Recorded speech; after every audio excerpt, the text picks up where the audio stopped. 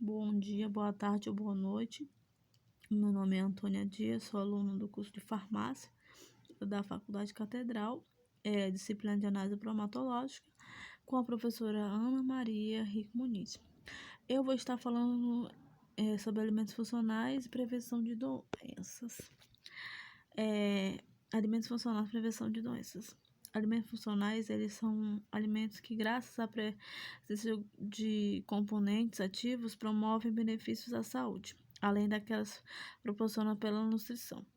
É importante que os alimentos funcionais sejam parte de uma dieta equilibrada em todos os seus componentes. Então, assim, tem que manter uma dieta equilibrada. Os alimentos funcionais, eles façam parte da dieta equilibrada e vai ajudar no organismo a funcionar melhor, vai tratar, vai ajudar, vai evitar de que o ser humano, a pessoa venha a ter algum tipo de patologia futuramente devido ao mau uso, ao mau consumo de alimentos. Então, a pessoa fazendo uma dieta equilibrada, ela vai ajudar o organismo dela a funcionar melhor. Sabe-se que muitas doenças crônicas estão ligadas a tipos de alimentação. Pois é, as pessoas, quando elas fazem uso de alimentos que não necessariamente precisam consumidos, são alimentos industrializados, alimentos gordurosos, alimentos muito doces e etc. A pessoa faz uso desses tipos de alimentos, ele vai acarretar, afetar o organismo da pessoa. Vai acarretar e vai trazer alguns tipos de doenças, né? Tipo, a pessoa come algo que não está sendo algo para fortalecer o organismo, mas sim algo que vai fazer mal ao organismo dela. Então, ela tem que ter uma alimentação adequada, uma dieta equilibrada que vai ajudar o organismo dela a funcionar melhor. E tudo isso leva à alimentação saudável, para não futuramente ter algum tipo de patologia. Por exemplo, inclui esses tipos de doença: a aterosclerose, o câncer, a diabetes, entre outros. Mas a diabetes é a doença que tá acarretando mais pessoas ultimamente devido ao mau consumo de alimentos, mau consumo a pessoas que comem muito alimentos gordurosos, muita coisa doce, faz o uso de refrigerante diariamente, né? Que faz consome muito refrigerante, consome muita coisa pesada para o organismo, isso vai acarretando que o organismo vai funcionando lentamente e vai acarretando em algum tipo de patologia. Essa aqui é a classificação que eu vou estar falando em seguida, falando sobre essas 10 opções aqui, que é os carotenoides, o glucosinolatos e o isotiocinatos e 2, fosfato de inositol, fenóis e compostos cíclicos, fitoestrogênios, fitoesteróis, polifenóis, inibidores de protease, saponinas e o sulfeto de dinose. O primeiro que eu vou estar falando são os carotenoides. Esses carotenoides, eles são alimentos que neles estão presentes os carotenos, criptoxantina, luteína, glicopena, zeaxantina. Algumas dessas substâncias elas vão funcionar como precursor da vitamina A. Outras vão neutralizar os radicais livres e incrementar a comunicação intercelular, vão diminuir o risco de doenças macular e câncer de próstata e de mama. O licopeno especificamente, né? Os carotenoides, eles podem ser encontrados em frutas e hortaliças, verde, vermelho, são hortaliças coloridas, né? Vão ser encontrados esse tipo de hortaliças, a substância do carotenoides, né? E também em produtos de laticínio como ovos, margarinas e entre outros. O glucosinolatos, isotiocinatos e 2, essas substâncias elas são encontradas comumente na família da hortaliças crucíferas, né? Tendo, por exemplo, repolho, o couve, o brócolis, o couve da bruxela, mostarda e o rabanete. Então, essa substância é encontrada nesses tipos de alimento. Fosfato de inositol, fitato, hexafosfato de inositol, pentafosfato, tetrafosfato de inositol são substâncias representativas deste grupo, desse tipo de grupo, entendeu? No intestino eles ligam-se a ferro e cobre. Esses cátions podem gerar hidroxirradicais pela reação do feton. O fosfato de inositol pode ser encontrado em cereais, soja e alimentos derivados. Os fenóis e os compostos cítricos, cumarinos, limoneno e ácido clorogênico, eles pertencem a este grupo de substâncias. Essa substância antioxidante, né, que vai ajudar bastante, e inibe a reação de nitrosação, além de serem ativadoras da atividade de enzima para fase 2. Eles são encontrados em frutas cítricas e em hortaliças.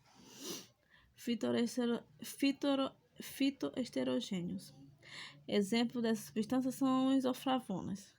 São transformadas no trato gastrointestinal em compostos com a atividade estrogênica.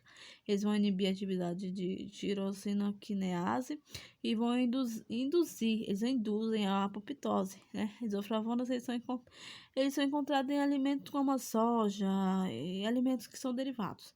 A lignina existe em hortaliças, linho e centeio. Os fitoesteróis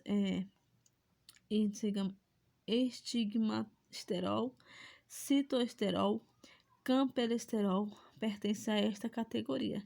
Estes esteróis eles vão se ligar às sais biliares e colesterol, aumentando a excreção de esteroides. Além disso, eles vão diminuir a proliferação de colonócitos. São encontrados em óleos vegetais, por um exemplo, né? Cereais, em leguminosos, como por exemplo assim, feijão, grão de bico, soja, lentilha e entre outros, onde são encontrados os fitoesteróis. Polifenóis, flavonoides, quercetina, apigenina, catequina, teafravinos e tearubigenos. Eles são exemplos de substâncias desta categoria. Os polifenóis são substâncias antioxidantes, transformando-se em quinonas na presença de oxigênio ou de outras substâncias, de outros oxidantes, né? Ele vai ser transformado em quinonas se no acaso houver presença de oxigênio ou de outros oxidantes. Inibidores de protease. Inibidores de protease, tripsina, quimotripsina, são de natureza proteica e encontram-se em soja e outros leguminosos em maior proporção. E em menor proporção em cereais e hortaliças. Então, assim, eles são encontrados em maior proporção em alguns leguminosos e menor proporção em cereais e hortaliças. As saponinas, elas são substâncias que elas têm atividade detergente, né? Também são antioxidantes, aí elas vão se ligar essas biliares e colesterol no tubo digestivo, ela vai impedir, né, a sua absorção e tem ação citotóxica contra células tumorais. Soja e alimentos derivados de soja, outros leguminosos e nozes são fontes de saponinas. Então, esse conjunto é onde são encontrados, né, a saponina, né, na soja e seus alimentos derivados e também alguns leguminosos e nozes são as fontes da saponina.